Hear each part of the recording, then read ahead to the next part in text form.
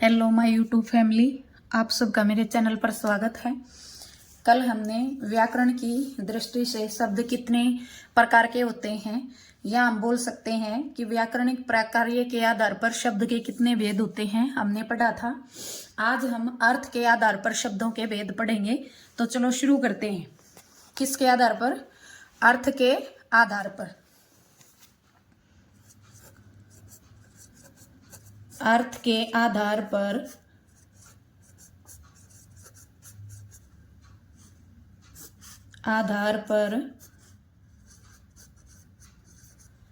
शब्द के भेद। अर्थ के आधार पर शब्द के भेद। तो अर्थ के आधार पर शब्द के 6 भेद होते हैं। कितने होते हैं? 6 भेद होते हैं। किसके आधार पर? अर्थ के आधार पर शब्द के 6 भेद होते हैं। हम इसको ऐसे भी लिख सकते हैं, ऐसे भी लिख सकते हैं। ठीक है, तो अर्थ के आधार पर शब्द के कितने भेद होते हैं? अर्थ के आधार पर शब्द के 6 भेद होते हैं। तो वो 6 भेद कौन कौन से होते हैं? चलो पढ़ते हैं। नंबर 1,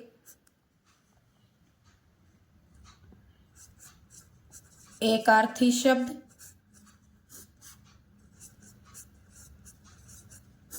नंबर 1 कौन सा है? एकार्थी शब्द। नंबर 2,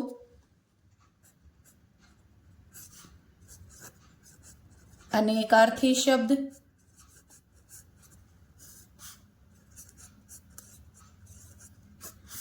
नंबर 2 कौन सा है? अनेकार्थी शब्द। नंबर 3, पर्यायवाची शब्द। पर्यायवाची शब्द। नंबर 3 कौन सा है हमारा? नंबर 3 है हमारा पर्यायवाची शब्द। ठीक है। नंबर 4,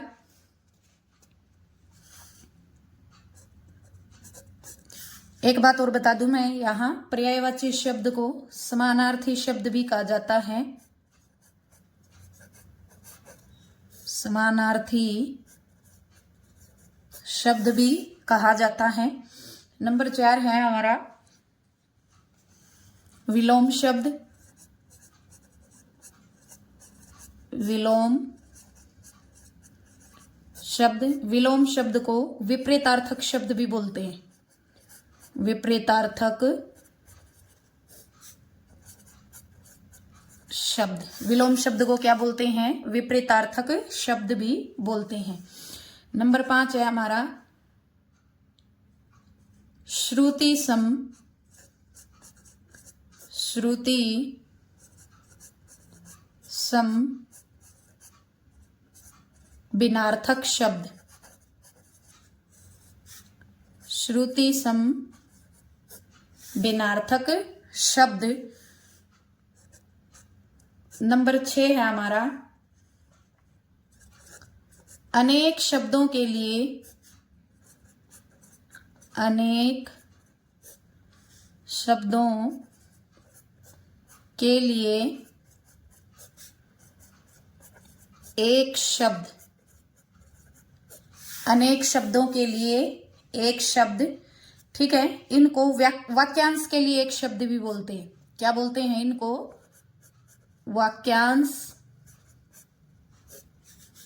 के लिए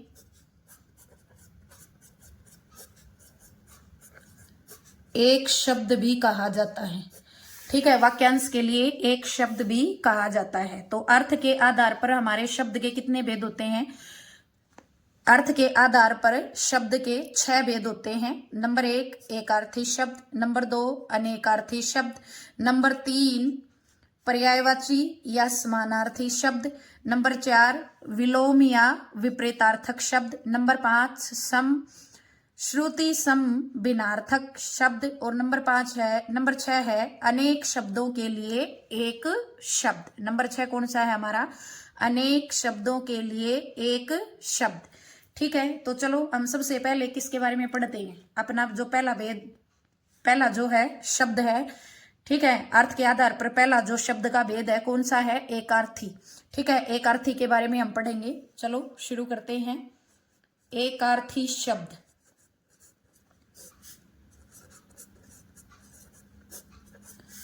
ठीक है, इसका करेंगे, संधि करेंगे तो एक प्लस अर्थ।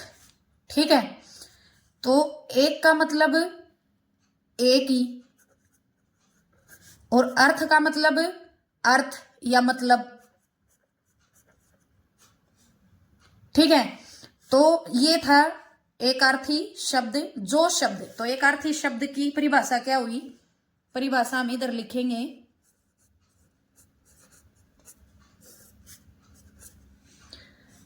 ठीक है, एकार्थी शब्द एक प्लस अर्थ प्लस इसके अंदर ई प्रत्यय है। मैं आपको बता दूं तो ई क्या है, इसके अंदर प्रत्यय है। मैंने आपको पहले भी बताया है कि प्रत्यय हमेशा वाला वाली के अर्थ में अर्थ देते हैं, वाला या वाली का क्या देते हैं, अर्थ देते हैं। तो पूरे एकार्थी जो शब्द है उसका शाब्दिक अर्थ क्या हुआ, एक ही अर्थ वाला। ठीक है, एक ही अर्थ देने वाला। तो परिभाषा हम लिखेंगे, तो परिभाषा जिन शब्दों का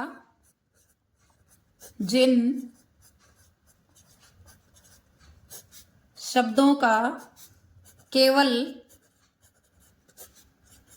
एक ही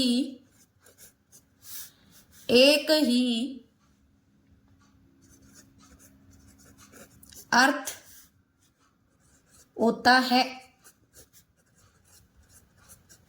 उन्हें हम क्या कहेंगे, एकार्थी शब्द कहेंगे।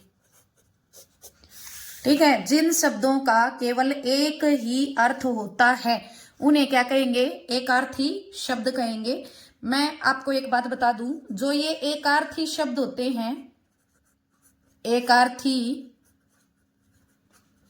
शब्दों को रूढ़ भी कहा जाता है, रूढ़ भी कहा जाता है। अगला इसके अंदर विशेष बात है कि एकार्थी शब्दों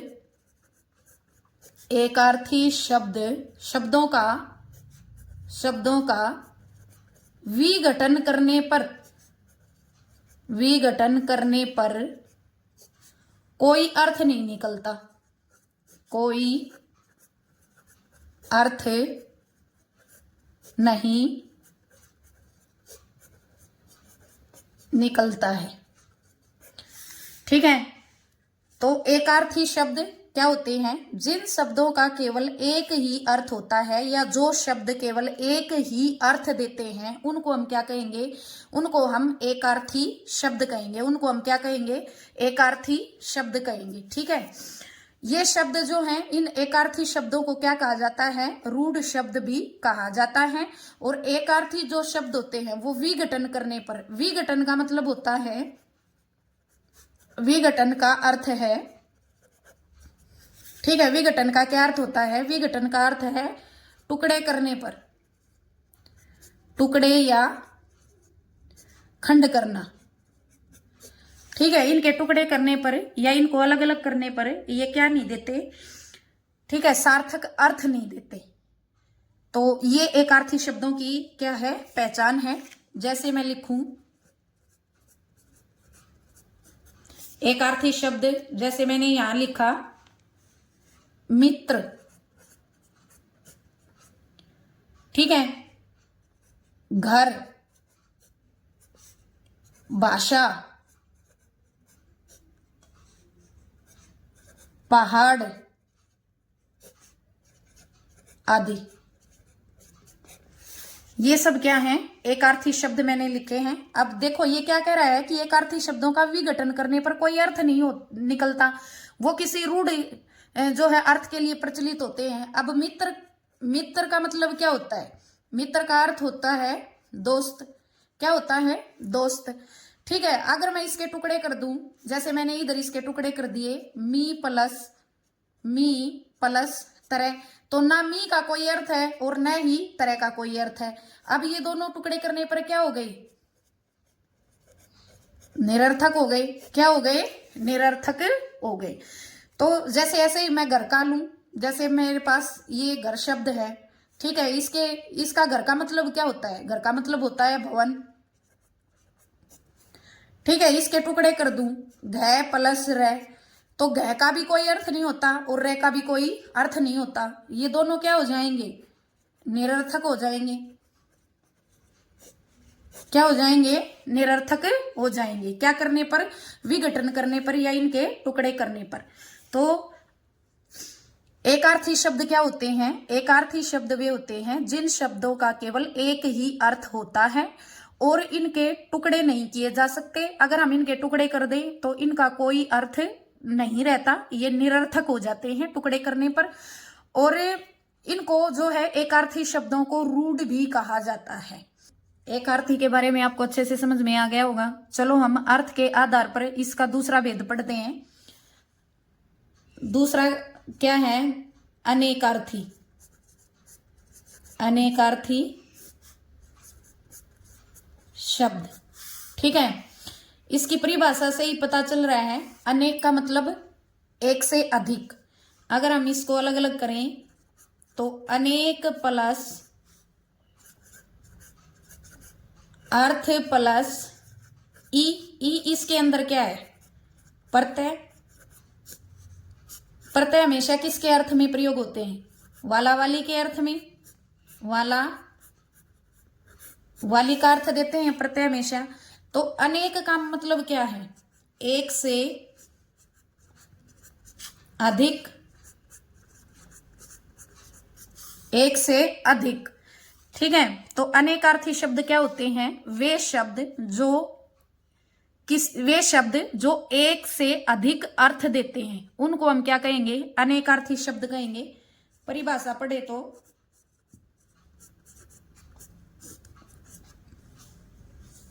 जो शब्द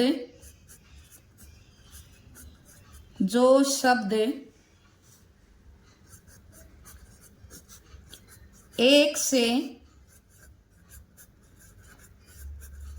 अधिक अर्थ देते हैं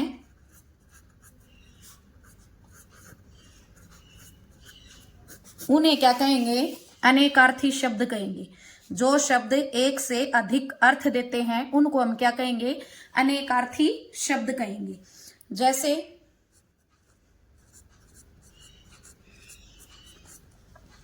अंक है एक शब्द, भाग्य। अंक के अनेक अर्थ क्या होंगे? भाग्य, गोद,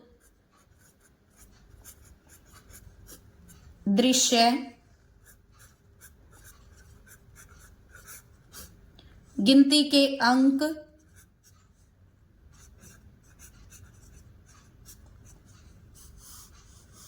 देह है,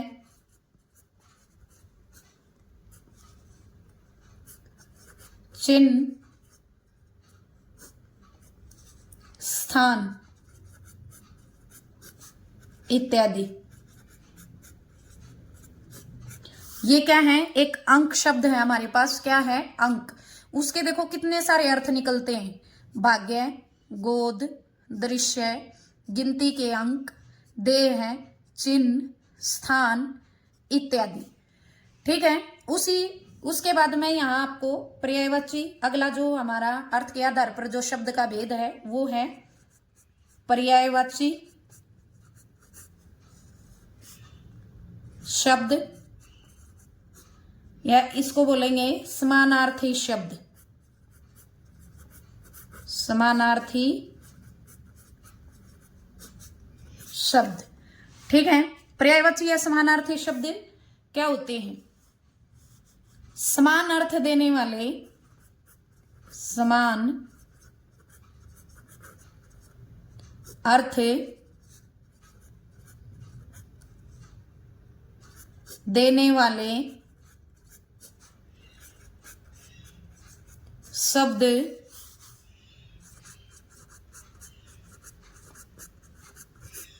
पर्यायवाची शब्द कहलाते हैं। या हम कह सकते हैं समान अर्थ बताने वाले शब्दों को हम क्या कहेंगे? समानार्थी या पर्यायवाची शब्द कहेंगे। जैसे है हमारे पास एक शब्द दिन। इसके पर्यायवाची या समानार्थक क्या होंगे? वार, वासर, एहन आदि, एहन आदि। अब कई बार क्या होता है कि बच्चे एकार्थी और पर्यायवाची के अंदर जो है अंतर स्पष्ट नहीं कर पाते इन दोनों में। ठीक है, कि इन दोनों में अंतर क्या होता है, जबकि अनेकार्थी और पर्यायवाची दोनों ही अलग अलग शब्द होते हैं, क्योंकि अनेकार्थी जो होते हैं वो तो एक शब्द जो अनेक अर्थ देता है। ठीक है, और पर्यायवाची वे शब्द जो समान, समान का मतलब क्या होता है? एक जैसे अर्थ देता है। समान का मतलब क्या होता है? एक जैसे अर्थ देता है। तो चलो मैं कुछ उदाहरणों के माध्यम से इन दोनों के बीच में जो अंतर होता है ना, उस अंतर के बारे में जो है जानेंगे हम। देखो हमारे पास जैसे एक शब्द है, मैंने अभी अभी अनेकार्थी के अंदर लिखा, अनेकार्थी वाला ही लेते हैं, जैसे है अंक। ठीक है, अंक के हम पढ़ेंगे अनेकार्थी। अंक के अनेकार्थी जो शब्द हैं वो क्या होंगे? भाग्य, गोद, दृश्य, गिनती के अंक, देह, चिन्ह, स्थान इत्यादि। ये क्या है? ये सारे अंक के अनेकार्थक शब्द हैं, अनेकार्थी शब्द हैं। किसके? अंक के हैं। ठीक है, अब भाग्य जो शब्द है, ठीक है, उसका पर्यायवाची क्या नहीं हो सकता? अंक नहीं हो सकता। डिफरेंट समझ में आया? भाग्य जो है, देखो अंक का अनेकार्थी तो भाग्य हो सकता है, गोद हो सकता है, दृश्य हो सकता है, गिनती के अंक हो सकता है। ठीक है, ये तो है अंक के अनेकार्थक शब्द। लेकिन भाग्य की अगर हम बात करें तो भाग्य का मतलब गोद नहीं होता। ठीक है, अंक नहीं होता। भाग्य का मतलब दृश्य नहीं होता, चिन्ह नहीं होता, देह नहीं होता भाग्य का मतलब। ठीक है, जबकि पर्यायवाची शब्द क्या की परिभाषा क्या है? कि समान अर्थ देने वाले शब्द होते हैं। अब भाग्य की अगर मैं यहां बात करूं तो भाग्य का क्या होता है? अर्थ किस्मत होता है। ठीक है, क्या होता है? किस्मत होता है। लेकिन भाग्य का जो है अंक का जो अर्थ है, ठीक है, वो अंक की अगर मैं बात करूं तो अंक का अर्थ किस्मत नहीं होता, किस्मत नहीं होता।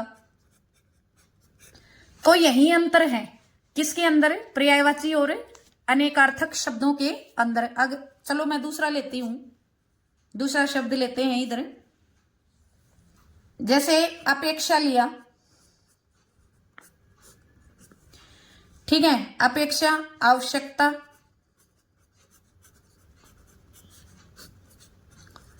इच्छा, आशा इत्यादि। ये क्या है? ठीक है, अपेक्षा अर्थ लेते हैं, आवश्यकता, इच्छा, आशा इत्यादि। ये सभी क्या हैं? ये सभी अनेकार्थक शब्द हैं। ये सभी क्या हैं?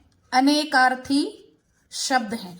किसके? अपेक्षा के। अपेक्षा के अनेकार्थी कौन कौन से हैं? आवश्यकता है, इच्छा है, आशा है। ठीक है, क्योंकि अपेक्षा शब्द के अनेक अर्थ निकलते हैं। अगर हम पर्यायवाची की बात करें, मान लो हम इच्छा पर्यायवाची शब्द लिखे, इच्छा शब्द के पर्यायवाची शब्द लिखिए, तो इच्छा शब्द का पर्यायवाची अपेक्षा नहीं होगा, अपेक्षा नहीं होगा, न ही आवश्यकता होगा। ठीक है, न ही क्या होगा? अपेक्षा होगा, और न ही आवश्यकता होगा। क्या? पर्यायवाची शब्द।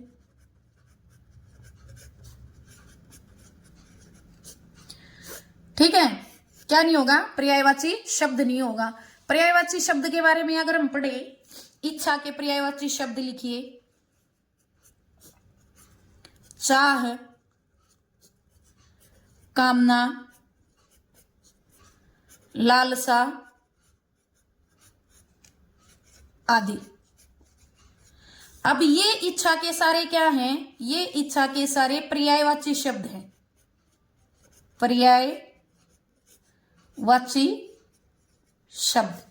ठीक है, ये एक जैसे, ठीक है, समान अर्थ देते हैं। चाह का मतलब भी इच्छा होता है, कामना का मतलब भी चाह होता है, लालसा का मतलब भी कामना होता है। लेकिन जो हमारे अनेकार्थी शब्द हैं उसमें जैसे अपेक्षा है, अपेक्षा का अर्थ इच्छा हो सकता है, ठीक है, लेकिन इच्छा का अर्थ क्या नहीं होगा?